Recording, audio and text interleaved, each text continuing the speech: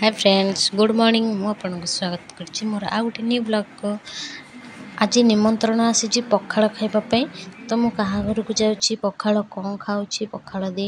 तो आपण मानक देखेबी आसतु जीवा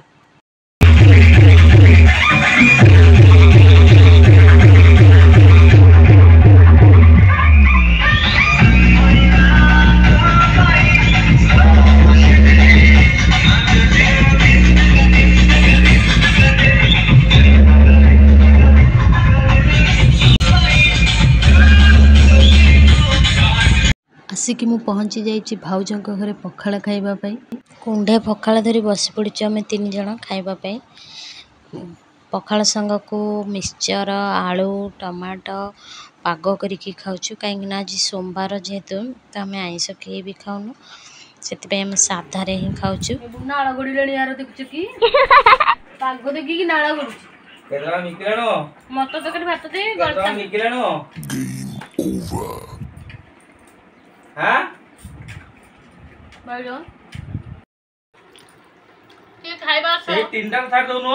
पखाड़ आलू मिक्सचर पाग तोराणी पिया आलू सीजा को पखाड़ भात मिक्सचर तोरा पे केमि सहज छाड़ देबु जा थिला कोडी कोनु एंती जाछि